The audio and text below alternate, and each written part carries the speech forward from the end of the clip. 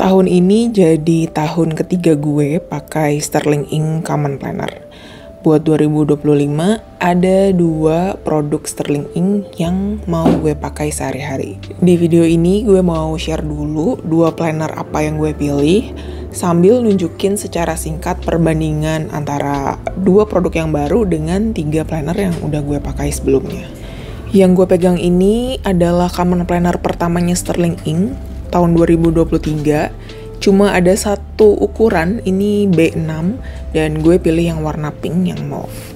Lalu untuk 2024 gue pakai 2, satunya onyx yang hitam dan satunya tuh yang mist, yang warna biru-biru navy. Nah, itu perbandingan ketiganya secara ukuran dan warna. Nah, sekarang gue mau nunjukin ke kalian perbedaan dari spine bukunya. Dari 2 tahun terakhir, gue bisa ngeliat ada perbaikan produk dari Sterling Ink ini. Bisa kelihatan ya, yang kanan, yang tahun 2023 itu, spine-nya melengkungnya lumayan bikin was-was. Ini apakah bakal bikin rontok kertasnya, atau gimana? Ternyata enggak sih, aman.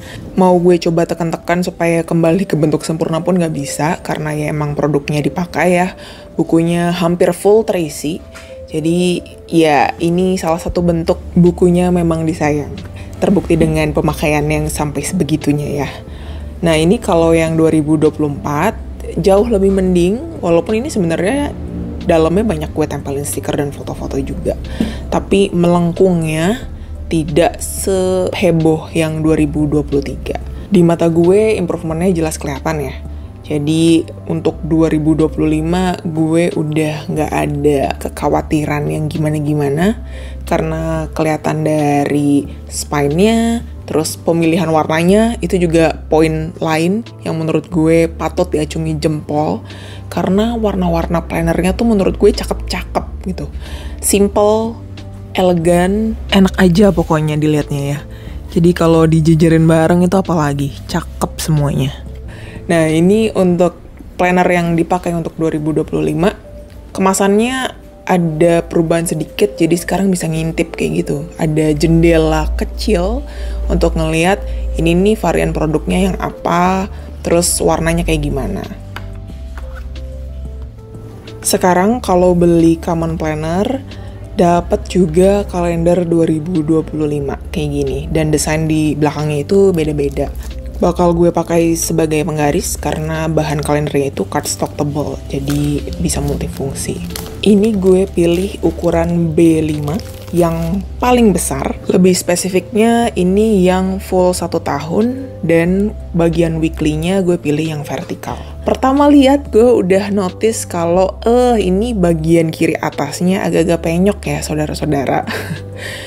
Tapi di bagian lain gue lihat sih aman. Mungkin karena perjalanan dari Amerika ke Indonesia dan agak beda dengan kita-kita yang sering belanja online di sini, yang kalau dikit-dikit belanja bubble wrap-nya banyak, tebel ya, kalau di sana enggak. Jadi kayaknya ini yang paling gede, paling sering kepentok di jalan. Kalau ukuran lainnya yang lebih kecil, adik-adiknya sih nggak kenapa-napa gitu, dia doang yang penyok. Jadi ya udahlah, masih bisa dimaklumi dan masih bisa gue terima.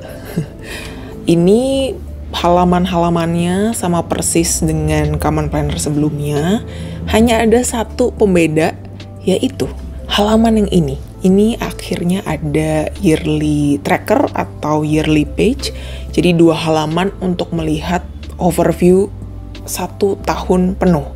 Nah, ini bisa dipakai buat planning, bisa dipakai buat scheduling, tracking, dan lain-lain, itu bisa. Lalu seperti biasa ada quarterly pages, ada 8 halaman, tiap quarter dapat 2 halaman. Ini bagian monthly kalendernya. Nah, gue bandingin dengan yang ukuran A5. Kelihatan kalau yang B5 itu ya jelas lebih lega. Ukuran 1 kotak tanggal, juga ukuran space di sidebar kirinya itu lebih besar yang B5. Jadi buat yang pengen menjejalkan berbagai macam informasi di monthly calendar, kayaknya ini bakal sangat-sangat cukup buat gue. Lalu setelah monthly calendar, lanjut seperti biasa ke weekly pages-nya. Nah, karena ini gue pilih yang vertikal, jadi dapat timeline jam-jamnya gitu. Dan untuk B5, karena ukuran bukunya besar, dapat full 24 jam. Jadi mulainya itu dari jam 4 pagi sampai jam 4 paginya lagi. Berbeda dengan Common Planner yang A5, karena jamnya itu dari jam 6 pagi sampai jam 12 malam. Buat gue yang gak butuh timeline dari pagi sampai pagi lagi kayak gini juga tetap suka sih, karena pasti bakal kepakai extra space-nya untuk nulis yang lain. Bisa buat nulis priority, bisa buat nulis gratitude, dan lain-lain. Itu bisa diakalin banget di weekly page-nya. Di bagian notes-nya ada halaman, jadi kalau mau indexing juga gampang. Terus di bagian atas dan sisi kiri kanan itu udah ada titik-titik ya. Bisa dipakai buat nambah kolom, nambah baris. Kalau mau bikin kotak-kotak, udah dikasih guide dari titik-titik yang ada di tiap halaman notes-nya. Jadi kalau misalnya nih mau bikin 4 kolom seperti di bagian weekly page, itu gampang banget. Tinggal digaris aja titik-titik yang ada di tiap halamannya. Di bagian notes ini ada 368 halaman. Bisa dibikin 1 hari 1 lembar kalau mau. Cuma ini dengan ukuran segede ini sih sudah pasti sangat-sangat cukup atau bahkan lebih ya untuk dipakai 1 tahun. Supaya lebih jelas, ini perbandingan antara ukuran yang A5 itu yang biru dengan B5 yang coklat. Kalau ditumpuk kayak gini sih dibilang beda jauh banget ya, enggak ya. Tapi saat dipakai ditulis itu berasa deh lebih lega yang B5. Lalu ini ada produk terbaru Sterling Ink, disebutnya bukan Common Planner, tapi Daily Planner, karena isi di dalamnya juga beda. Dapat kalender 2025 juga, dan desainnya beda dengan yang tadi di B5. Jadi selain 2 ini ada beberapa desain lain setahu gue. Ini warnanya tweed, abu-abu kayak fabric kain gitu, padahal bukan ya, kelihatannya aja. Terus di pinggirannya gue pilih yang gold. Jadi kalau yang tadi B5 putih polos pinggirnya, nah yang ini sengaja biarin emas gitu ya, biar kelihatan beda dari yang lain, supaya dari 2 buku ada variasinya. Buat yang familiar dengan Hobonichi Kaizen, Daily Planner ini mirip kayak gitu, cuma bedanya nggak ada weekly-nya.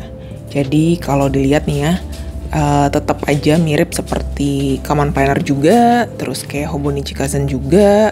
Ini ada kalender tahunan, terus ada blank pages-nya. Biasa kalau Sterling pasti kayak gini. Terus, nah ini bagian yearly pages ya, karena dalam 1 tahun dibagi jadi 4 halaman. Terus langsung masuk ke monthly calendar. Dari monthly calendar ini lanjut terus aja sampai ke daily pages-nya. Jadi kalau nyari quarterly pages kayak gini yang di Common Planner yang ada prioritas per bulan, terus ada bagian yang bisa ditulis-tulis kayak gini yang di sebelah kirinya. Kalau di Daily Planner nggak ada ya. Isi Daily Planner ini selalu dimulai dengan 1 halaman kosong di awal bulan. Baru diikuti setelahnya dengan halaman-halaman tanggalnya. Jadi 1 halaman itu untuk 1 tanggal atau 1 hari. Seperti Hobonichi Kaizen Daily Pages lah ya. Nah, bedanya kalau di sini nggak ada warna-warni seperti di Hobonichi Kaizen. Terus kalau misalnya dilihat di bagian kirinya itu, tiap halaman ada timeline jam-jamnya juga. Bagian ini malah kepakai banget kalau misalnya kalian mau nge-track waktu harian. Tapi kalau enggak ya sudah diabaikan saja.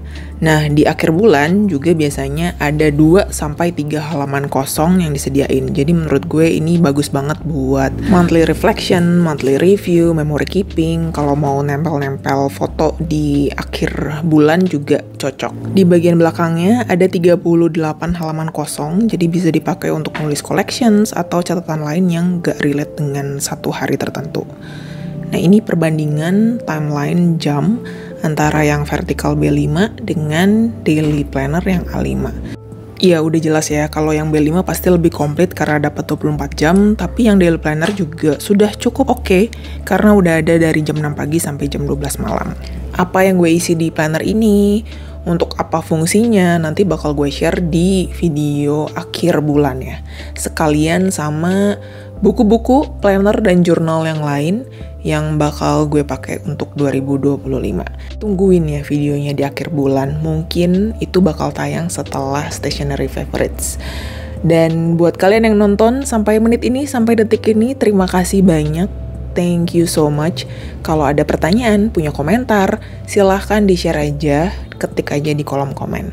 Thank you for watching, sampai ketemu di video berikutnya. Bye-bye.